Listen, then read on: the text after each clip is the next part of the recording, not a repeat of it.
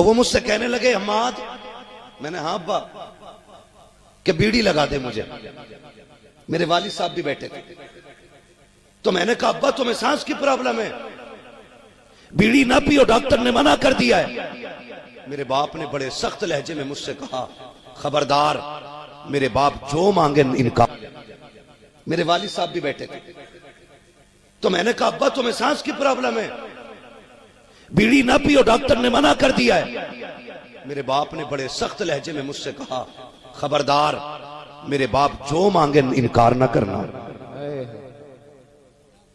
یہ زہر بھی مانگ رہے ہیں تو دو،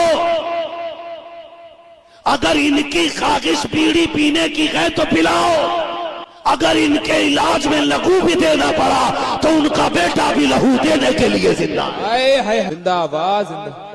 میں نے اپنے باپ کو یہ دیکھا، اور خدا کی قسم میرے دادا وہ خوش نصیب شخص ہے، میں تو پردیس میں تھا لیکن میرے والد نے بتایا فجر کا وقت تھا، جب اولاد اچھی ہوتی ہے تو پھر باپ بھی سکون سے دنیا سے جاتا ہے۔ میرے والد کہتے ہیں جب دادا کی تمہارے طبیعت خراب ہوئی، رات کو سناٹے میں طبیعت بگڑنا شروع ہوئی، کہتے میں نے عشاء کی نماز نہیں پڑھی تھی، میں ابا کا سر گود میں لے کے بیٹھ گیا۔ میرے والد حافظ بھی ہیں، قاری بھی ہیں، عالم بھی ہیں، فاضل بھی ہیں، مفتی بھی ہیں، ڈاکٹر بھی ہیں، ساتھ مفتی اعظم کے مرید و خلیفہ بھی ہیں۔ کیا عظمت میرے باپ کو رب نے عطا کی ہے۔ میرے باپ کہتے ہیں بیٹے میں نے فجر کی عشاء کی نماز نہیں پڑھی تھی، باپ کو گود میں لے کے بیٹھ گیا، کہتے میں قرآن پڑھتا رکھا، میرے باپ سنتے رکھے، مجھ سے کہنے لگے قاری صاحب جاؤ جا کر کے نماز پڑھو۔ کہتے میں نے 4 فرض پڑھے، پھر ابا کی آہ کی آواز آئی، پھر میں مصلی چھوڑ کے دوڑ گیا، میں نے گود میں پھر باپ کا سر رکھا کے پھر کہتے پھر مجھ سے کہا بیٹے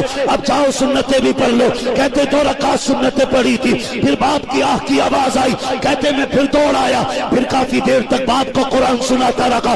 کہتے پھر میرے باپ نے کہا جاؤ فطر بھی پڑھ لو۔ کہتے میں نے فطر بھی پڑھے، کہتے فطر پڑھ کے میں آیا، میں نے باپ کو گود میں سر رکھا اور میں نے سورہ رحمان پڑھنا شروع کی۔